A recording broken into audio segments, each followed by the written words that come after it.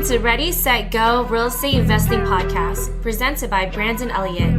This show will be going over all aspects of real estate investing and is intended to educate, motivate, and prepare you to take action on your first or next real estate investment. For more information, please visit BrandonElliottInvestments.com. Thank you for listening and enjoy. Welcome back, everyone, to Ready, Set, Go Real Estate Investing Podcast. I am your host, Mr. Brandon Elliott. I'm excited today. We got Richard Wilson in the house, not in the house physically, but long distance. He is enjoying the Hawaii weather, which is awesome. But you've done incredible things with family offices. You're part owner in the Family Office Club, which is awesome. You've hosted over 300 events over the last 18 years. I think it's 17.9 million on social media. The industry for family offices in general, if people aren't aware, it's $14 trillion in total that's being managed under those, which is incredible stats. And you own the domain familyoffices.com, 1,000 members that you're currently active and serving right now. Talk to me, man. Tell me, for anybody out there that doesn't know more about who you are, your background, and also just family offices in general, the definition and what that stands for. Do you mind just giving the listeners that 30,000 foot view? Yeah, sure. So I've been at it for just about 2 decades, since 2007. And essentially, family offices are ultra wealthy entrepreneurs. They're like super founders. A lot of them like to invest in real estate, but they also invest into operating companies, et cetera. And so the purpose of Family Office Club is to interview as many of them as possible, centimillionaires, decamillionaires. It took me 12 years to buy it, but we recently bought billionaires.com. They interviewed Tony Robbins, Mark Cuban, Tim Draper, Grant Cardone's come to several of our events to talk, et cetera. And we're interviewing 100 billionaires there. We just try to disseminate what they're doing, what their mental models are, and then bring that to investors, CEOs, fund managers, real estate developers. And, I do it selfishly to learn, but then people make connections, get deals done. And that's what our investor club's all about. And we do 30 in-person events a year. I love that. A long time ago, people asked me, because we've been doing the podcast for about 8 years now, and they were like, hey, why are you doing the podcast? And I was like, honestly, between you and I, the selfish reason is really to get, that interaction and that one-on-one time with experts like yourself.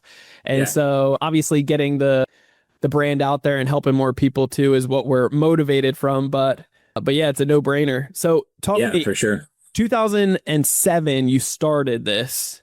What a time. Yeah. And why? I didn't know it was a bad time. I was too green and immature to even know it was a bad time. I was 26 years old. I didn't know anything, right? Yep. And luckily my blog on family offices took off. And then soon after we bought familyoffices.com. But I just think the more good karma you put out in the world through a podcast like what you have, then the more things get done. And, Robert Cialdini has scientifically proven you're 16 times more likely to get a deal done when you meet somebody in person. So I think it's combining a digital funnel like what you have and then meeting them in person, which I'm sure you have from people on your podcast. And just you having me on here, I'm happy to have you at one of our live events for free if you want to come as our guest and check it out. And it's a perfect example of why people listening should have something like you have, because then it can translate into meeting $100 million family many times, It's crazy. I love it. Well, I appreciate the offer too. That's amazing. I'll definitely take you up on that. So talk to me. Did you grow up in Hawaii? No, I didn't. I just moved here 18 months ago. So basically, I grew up in Oregon and I moved to Boston, where I got my first capital raising job and studied psychology of influence and persuasion through the Harvard Extension School. And then I lived in Key Biscayne for 5 years after that for a bit. But we're pretty recently moved over here. Okay. What got you started, though, into the family office type of space? How did you know about that? Did you have any mentors at the time that were guiding you? No, not at all. It's kind of the opposite. That's how I got into it. So I'll summarize it as quickly as I can. Basically, it came out of Oregon State University. Everyone wanted to pay me $30,000 a year to manage a warehouse or work at Target. And I was like, no, thank you. So I cold called everybody in the Portland, Oregon Chamber of Commerce. 4 people had a cup of coffee with me. One of them said, oh, yeah, you're great, Richard, but we can't hire you. You don't have 7 years experience. And I said, well, I'll work for you for free. You can fire me in the first hour. I'll figure it out. And she's like, okay, well, I feel bad, paying you for free. So instead of $100 an hour, I'll pay you $40 an hour. And they paid everyone else $100 an hour. I was like, yeah, great. Perfect. And I worked overtime and made $100,000 a year my first year out of my undergrad. That paid for my MBA. And I looked around and said, who's going to pay a 22-year-old $100,000 a year? Nobody. This is like 20 some years ago. And so I figured I had to get a job in commercial real estate or raising capital. So it's eat what you kill. And then I got a job raising capital, and I couldn't raise capital until I stumbled on one family office. And he said, "Oh, well, I'm a family office. All my clients are ultra wealthy." And I was like, "Oh, let me research this." And I figured out, like, it's like, why did the person rob the bank? Because that's where all the money is. It's like, why would you focus on family offices? Because those are all the ultra wealthy. So when I tried to do that, nobody was a trail guide to me. And I'd started like 7 or 8 businesses in grade school, middle school, high school. And I realized, like, wait a minute, why isn't there a trail guide to the wealthiest people on planet Earth? So then I sought out to become that the last 18 years.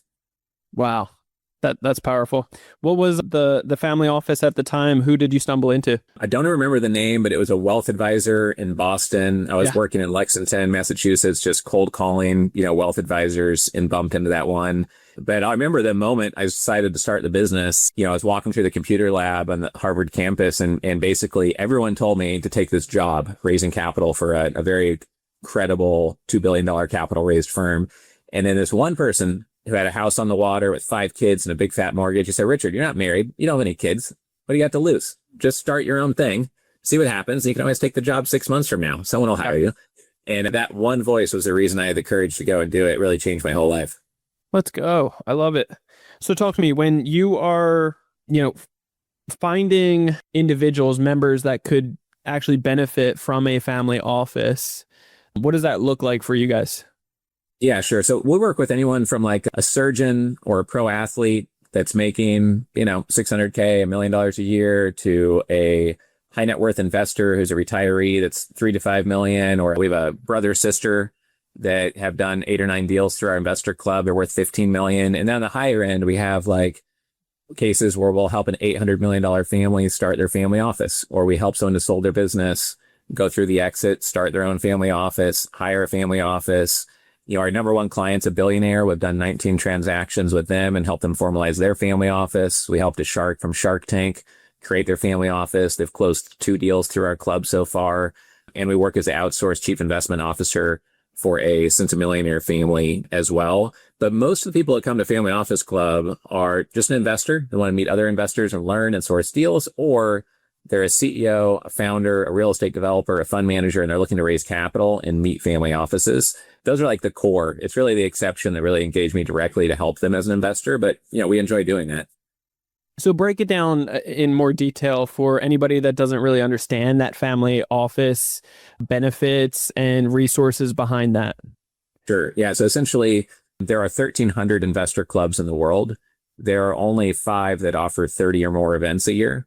And that's what we do, is we offer 30 in-person events. And we do so across Dallas, Los Angeles, Fort Lauderdale, New York. And we rotate around every quarter, so we're easy to participate in. We've then created like 40 ready-to-use artificial intelligence tools that are trained on the 1,500 transcripts from on stage at our 300 live events. So your AI tools are taking the collective intelligence of all those investors on stage and creating due diligence tools, deal structuring tools, capital raising coaching tools, one-liner pitch tools, pitch deck analysis tools, and 32 more list off and bore everyone with. But like, that's part of it. And then there's like a mobile app like Netflix, like portal, where you can stream 1,200 talks from investors. But the whole thesis behind it is like, what goes into your brain controls what comes out, right? So like right now, I'm not reading any books from anyone unless the author is a billionaire. So I've read 132 billionaire authored books so far out of the 245 that exist. We bought billionaires.com for about $500,000. I've interviewed 47 billionaires for billionaires.com. You can take a look and check those out publicly for free. And the thesis is that if you have the inputs into your brain coming from decamillionaires and centimillionaires, and you look at the grit and the work ethic of pro athletes, you listen to billionaires, you're around high performing, high velocity entrepreneurs all the time, like, it's going to dramatically change your life. Oh yeah. And that's what we're trying to design at Family Office Club, right? It's just to like have those inputs be super high quality. And these are like winners in the game of capitalism. And then it impacts your strategies, your structures, your mindset, your actions, your optimism. It's the opposite of like sitting on social media and listening to the news all the time, Thank God. Yeah. That's so good. Well needed too. Yeah. So do you guys handle anything in regards to other areas of business, not just outside of investing, such as like obviously taxes and insurance and just elevating and delegating with high C-suite individuals? Yeah, so we do and don't. So when someone comes to us and they need help, we know people for the last 5 or 10 years in each of these areas, and we'll help them put together the team. Sure. Right now, we don't deliver wealth management, tax advisory services ourselves. We don't have like a fund that we're pushing on people, et cetera. I think one day there'll be some publicly traded company or some big brother partner that wants to help us monetize our platform and do that. But to date, we've stayed 100% independent. I own 100% of the company, and we've just been very careful on how we do that so people don't feel like they're having products shoved on them or something, hardcore sales approach. We're really just trying to build like the best investor club possible. Cool. I love that. So right now, more on the investment side of things, what are some of the investment opportunities that have come around? Yeah, well, I think that a lot of families have no allocation at all to healthcare companies that are profitable and cash flowing. So some of the smartest families I know focus on just a couple of areas. We've decided to focus in part on that. So we recruited a surgeon to be the co-founder head of Doctors Investor Club. And we have hundreds of doctors that we work with, and we try to invest into multi-location medical practices. We've done that half a dozen times. We like gross revenue royalty structured deals. I've closed 17 transactions doing gross revenue royalties. We'll source deals for big families and keep an eye out, like at an event with 800 people that we're hosting. We'll read the bios of everybody and basically look at their mandate, what they're asking us for. And then we'll help source things on the investor side so that they feel really served and they show up and they've got 11 meetings set up that are 5-minute speed meetings with exactly what they asked for out of the 800 people attending, so that it's better to come to our events than the average event out there. So those are some things we're seeing. And then the deals that are getting done most often are the ones where there's a long-standing relationship, there's deep trust, conviction in the strategy, and deals where there is a assumed loan at a nice rate, a distressed deal, a pref equity deal, first position hard money lending deal, like all the popular things everyone talks about these days. But meeting in person and having a super clear, really unique strategy that makes people lean forward and then building a genuine relationship is super critical. And, I can go through a couple of the mistakes people make when trying to raise capital from family offices if it would help. Yeah. I was about to ask you. Yeah, that's good. Awesome. All right. So like the number one thing is just not having something unique. Like at the core, you have to only do what's unique. And if you're doing 7 things, cut out 5 of them, put 90% of your energy into one, and then maybe this other one just for some clients, right? And just do the most unique, most profitable, most exciting thing. So you have to start with that. Otherwise, nothing else I say is going to help. But basically, if you have that, then have a one-liner that in one sentence, they lean forward. And not only should nobody else be saying the same thing as your one-liner, but nobody else should be able to say, because what you're doing is so unique that unless someone's a complete fraud, they can't really say it. So a one-liner is critical, and then turn it into a 1-minute pitch video from you as the founder, walking through a property, showing visuals of your properties or your assets, et cetera. Your team is super important. And then most people just have a 44-page pitch deck, and it should be probably 12 to 15 pages or under 20. And the 1-minute video should not only be on page 2 of your pitch deck, but also on your 1-pager, and take the best visuals from your pitch deck, put it onto a 1-pager. And so in summary, like when investors are communicating with someone, if their idea is not unique, you're kind of dead in the water. But also if it is unique and you have something amazing, you have to have the one-liner, the 1-minute video, the 1-pager, short pitch deck, hopefully a data room with a due diligence questionnaire that's already the top 30 questions they should be asking you. Having that all buttoned up costs you like almost nothing. And, for people that want to go fast on it, like one of our divisions is pitchdex.com. We can help people knock it out, but like, you don't need me to do it. It's only if like you're busy and you don't want to deal with the mess of having to go hire contractors, but this stuff's not expensive, and people spend like 80 grand on an attorney or 30 grand forming their fund. And then they don't put any intention into how they communicate what they're doing. And it's like, it's a year's wasting your time, Yeah. Yeah. That's silly. So pitchdeck.com, that's another one that you guys own and run. Yeah. We've done about 1,000 marketing assets for clients, but it's really just using our internal team. It's like, we don't outsource any of it. It's all our internal video editors, social media managers, all that stuff. And what I found is that nobody wants to change their brand name. They're all emotionally in love with a brand name that means absolutely nothing. So like, I like the name of your podcast. It's a good example of doing it the right way. But like lots of people, they call their company like Wilson Capital. It's like, all right, well, do you invest in dry cleaners in Nigeria, or are you buying like self-storage in Houston? Like nobody knows, And it's like, don't have a one-liner, don't have a brand that means anything. It's like a lot of people just get the very basics wrong. And the founder of Paychex took $5,000, turned it into $5 billion. And he said he will not invest in a company unless they redo their name and have it sweating for them. Because if they won't take that feedback, it's such a powerful leverage point that if they're not willing to do that, he's out of the deal. He won't even invest with them. Wow. That says a lot. That's crazy. Yeah. So with these pitch decks, I know you made a lot of like bullet point type of examples of short and sweet.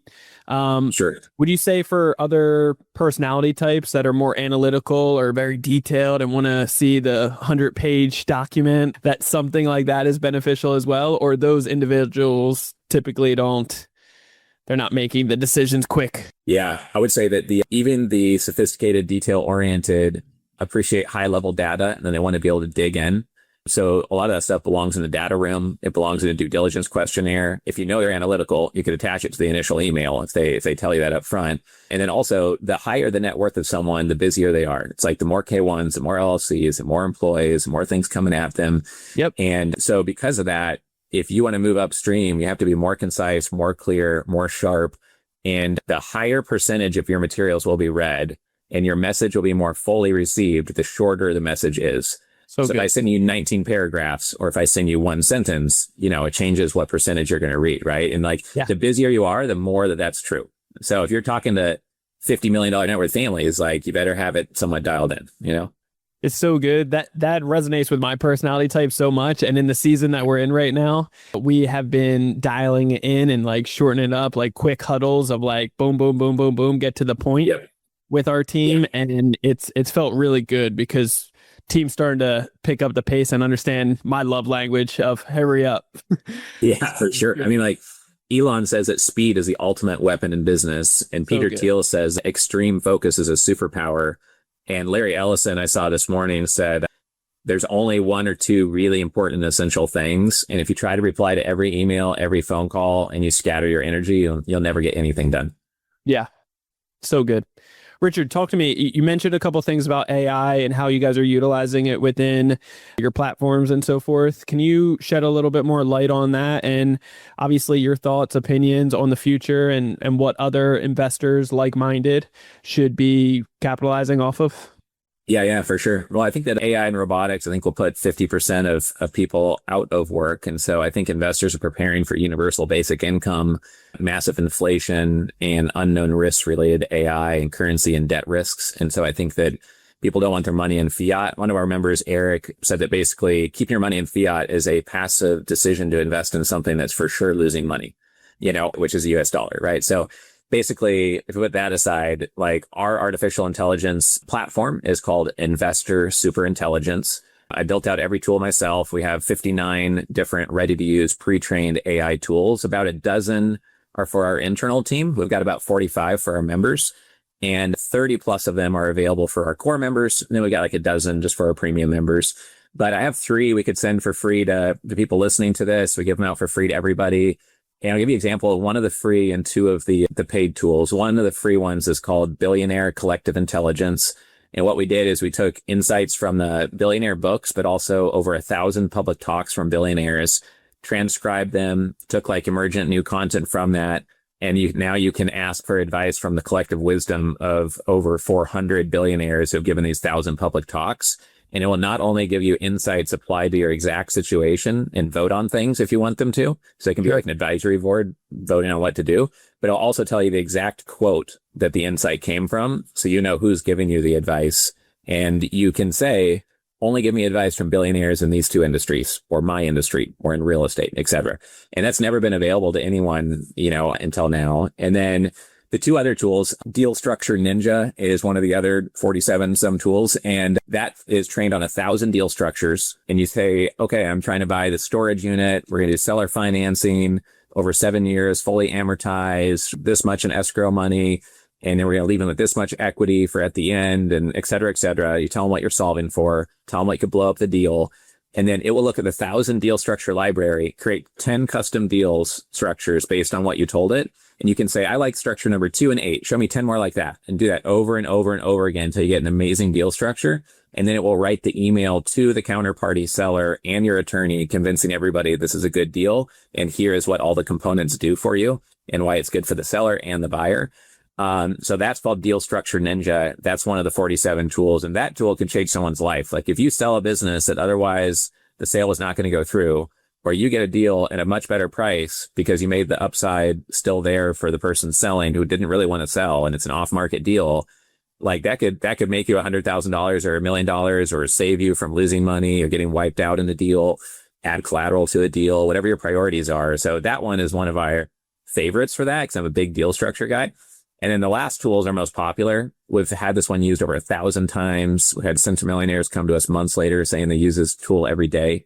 And it's called Dewey, the Instant Due Diligence Advisor. So if you had some nerd that was trained on due diligence, like super in depth, and you read 1,000 150 white papers on due diligence, and you could text them 24/7 and say, look at this PPM, look at this pitch deck.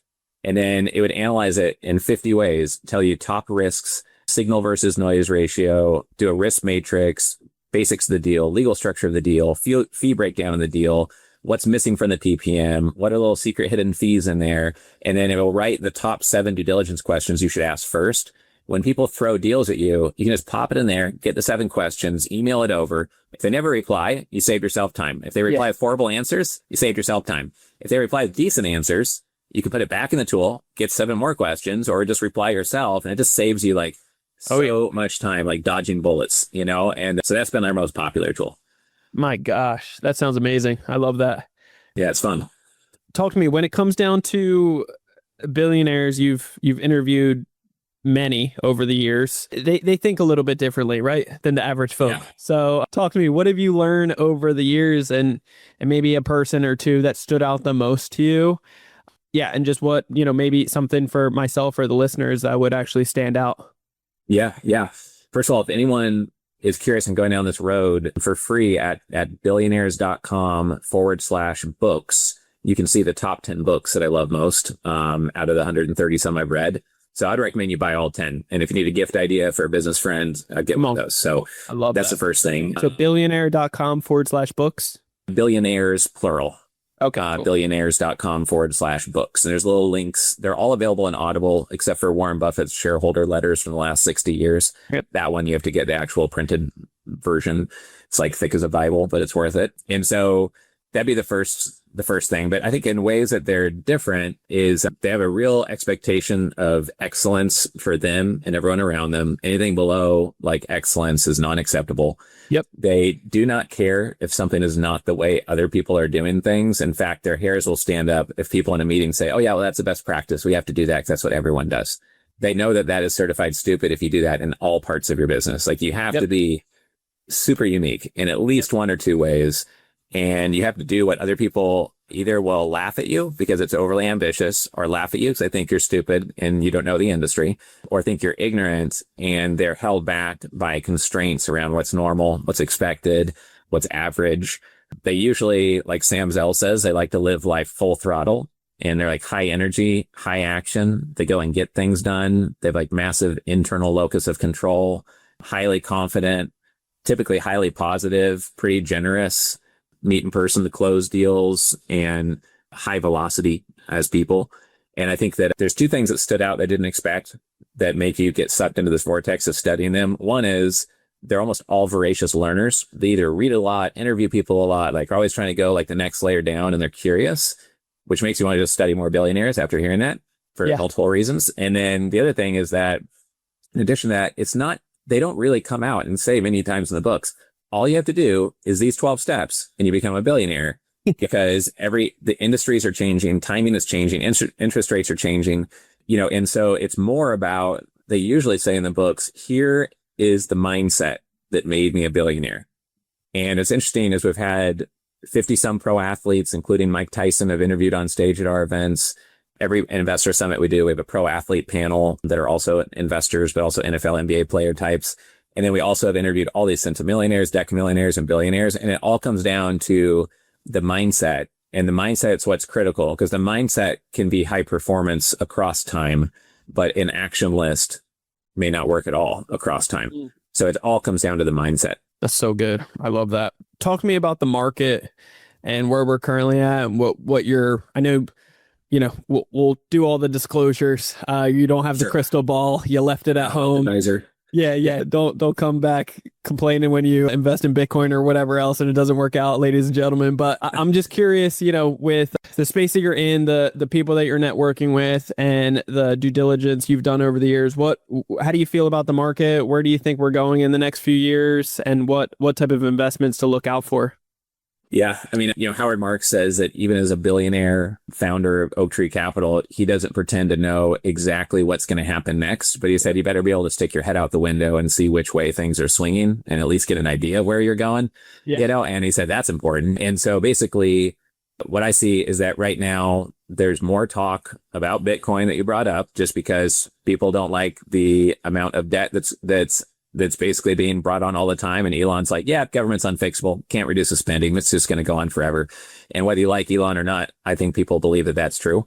So that's one thing. I think apart from that, people want their money in hard assets, not fiat. So they still want real estate deals, but they're investing, I'm finding, only in deals where they've met the founder in person, they've walked the property, and there's something about the deal that makes the downside feel protected, or it feels like you're already buying it distressed, or you have some sort of edge in the deal that is super clear. It used to be 2-3 years ago, you could snap your fingers the right way and raise the capital you need for a deal.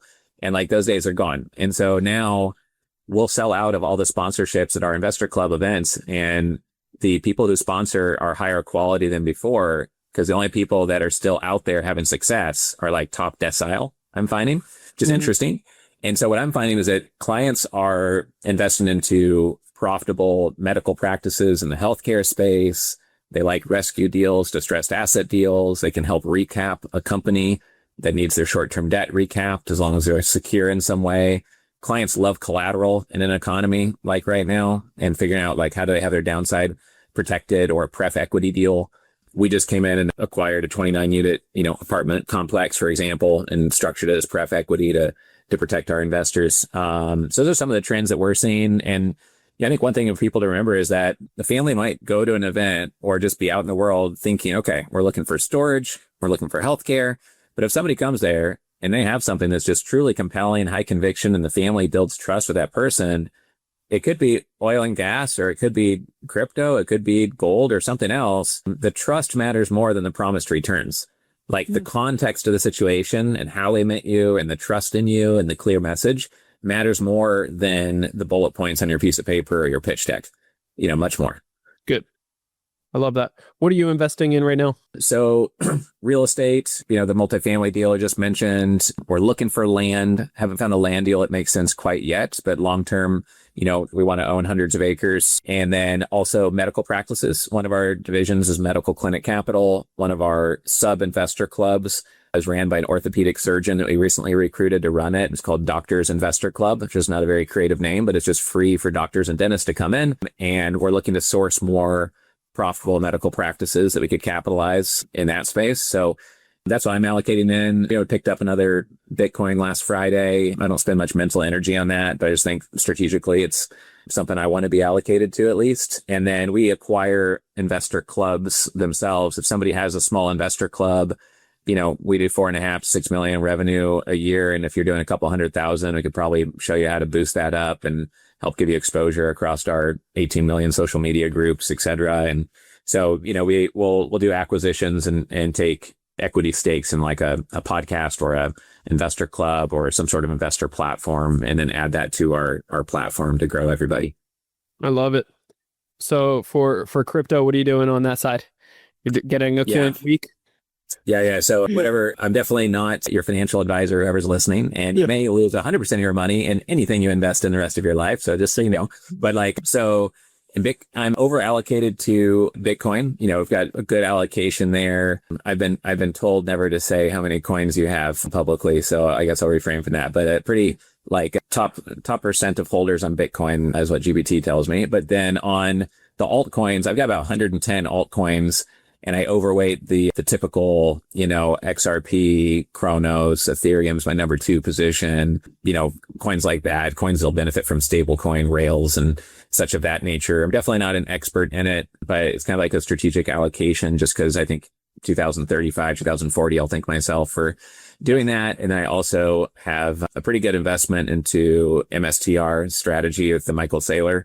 Because I think if Bitcoin goes to $1 million per coin, he's going to be the central bank innovator titan of Bitcoin market making and creative structures. And he's like way down that rabbit hole. But I try to have that be 1 or 2% of my energy. I put the most energy into making sure that we have the most world-class, amazing investor club possible and artificial intelligence tools that are the most practical, powerful, don't have to be trained, instantly valuable set of AI tools. And we're just trying to grow our moat around our business. And the 3-point moat is the AI tools. And we want to grow our social media platform from 18 million to 100 million.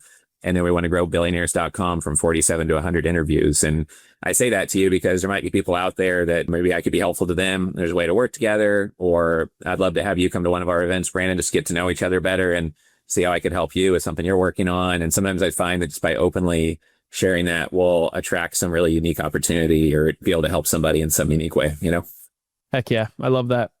Richard, talk to me. When's your next event and how can people find their way again there? Yeah, sure. So first week in November, we have our event series called Family Office Formula. So I get the fun job of flying to 4 different cities, 4 days in a row and hosting the same event, but 5 different speakers on stage at each of the 4 events.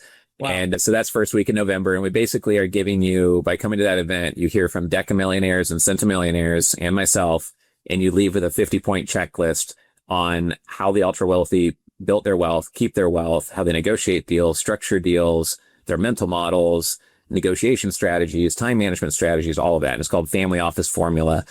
And if you're interested in coming to that, the member application is at familyoffices.com. It's like ridiculously reasonably priced. We need to raise our prices greatly, is what I'm constantly told. And so then our next big event is our annual event. So we do 4 or 5 big events a year. And this is like an 850 person to 1,000 person event. It's called the Family Office Super Summit. And it's in December the 9th to 11th in Fort Lauderdale. And we're going to have 125 speakers on stage. There's going to be 4 or 5 fireside chats with centimillionaires and decamillionaires. Like one person just sold their business for $92 million. We're going to say, how did you do that? It's your 3rd sale. How have you done this 3 times? And I just ask them things that I selfishly want to know. So I don't get bored at my own event. I'm probably the most ADHD person that you've had on the show. And if I get bored at my own event, we never have the person come speak again. So I'm like, all right, we got to to give you an idea, many people at investment conferences will allow some sponsor that paid 50 grand or 20 grand to speak for 45 minutes on their gold fund and show these charts that put everybody to sleep. Yeah. Our sponsors talk for 5 minutes. It's called a 5-minute deal flow talk. You get up there, your 1-pager is passed out to the room. You say what you're doing. You get off the stage. If people care, they'll come find you. Yeah. That's awesome. It's like, we don't need to hear where you went to college. I love it. You're so right though. There's like those events that just are like boring. And it's like, man, you lost me 30 minutes ago, Yeah. I have to have my computer out and just be knocking out Slacks and emails and like actually doing something or my eyes just glaze over. I'm like, what am I doing here? And I'm like gone at lunchtime otherwise, I love that. Well, that's awesome, man. I mean, a whole week of just back to back to back and in different cities too, let alone that's a hell of a task. So hats off to you for doing the do and helping out so many people. How many people normally show up to each event or like throughout the week? Sure. Yeah. The mastermind events, are really like a 65, 75 person room. So you get to know them in a room. And when you show up to any of our events, you get our investor club radar tool. And what that does is it scrapes your LinkedIn profile. It does deep research on GPT on you. And then it takes all of that and bounces off the bios of everybody else attending. And then it will say, oh, this person's from the same city. Oh, this person is looking to invest in your area. And it'll say what 15 to 20 people you should be looking for with a LinkedIn link to their headshot. And you can be like, oh, there's Brandon. It looks like his picture is from 20 years ago, but he's right there, and like, and then you can network in the room. And so like, those are smaller events, but it's much more like low key. And there's only 5 speakers on stage. At the big one, there's more people on stage over the 3 days than are even at the smaller events. Right. And so it's like a much different format. It's like a fire hose of information coming out. I love that though. I think it's, I wouldn't say intimate, but it's like you can run around in a network with enough people and keep it very proactive. I love that tool though, by the way. That's Yeah. incredible. I love AI right now. It's like there's so Yeah. much, like if you're not using AI within your business, ladies and gentlemen, here's your sign. Go do that right now because Sure. it's going to leave you behind if you're not catching up now. There's a couple of things on AI. Like one of my favorite quotes is the world has never changed this fast before. So it can be a little bit overwhelming, but it's also never going to change this slow again. So if you're overwhelmed now, like just wait for a year, right? Good luck. Like Yeah. the other thing is like some people are too cheap to pay for like a paid GPT account. And the Crazy. non-paid GPT account, it's like having a second brain is how I look at AI. Right. And so if you become a member and you get investor super intelligence, we're just giving you a very specialized second brain on deal making. And so, but if you don't pay for GPT, it has an IQ of 105. If you pay $20 a month, which is like 2 cappuccinos, your IQ of your second brain is 125, and if you pay for the $200 a month, the IQ is 135 or more. And so it's really not smart, literally, to not pay the $200 a month. And I don't make money off you paying it. It's just like they are losing tons of money to grab market share so they can be the Google of LLM chats. And that's to your benefit because it's not profitable for them to help you on any of those levels. And so I think that's really important. And the last thing I'd say is that like the most exciting tool we came out with after we built all of our other tools, my team said, Richard, we don't need another tool. Like people are kind of like almost overwhelmed by the number of tools. Sure. I said, okay, but when Grok Heavy came out from Elon, he said, basically you search in Grok Heavy and it dispatches like 12 agents, analyzes things, sees what agents are most credible, argues with itself, comes out with a consensus answer and gives you a great answer. So I said, oh, that's interesting. So we made a tool called Hyper Intelligent. And what it does is it leverages over 100 million data points of all the public billionaire talks, the 1,500 investor transcripts from the 300 events we've hosted and all those speakers on stage, our Dewey due diligence tool, the structuring tool, all of these other tools, 20 different tools, all blended into one hyper intelligent tool. So now you can ask the question, it will answer it from 20 perspectives. It'll vote on it. So there's 20 different votes. It'll argue with each other on the most credible points, and it'll give it to you like a consensus answer on what you should do. And it will also tell you what GPT would have told you if you didn't have access to that tool. And to me, that's like, there's no way that doesn't make you just a little bit smarter, like now and then, like, so I love that type of stuff. Yeah, that's so good. Going back to what you were mentioning too, of like, people that are being cheap on ChatGPT and so forth.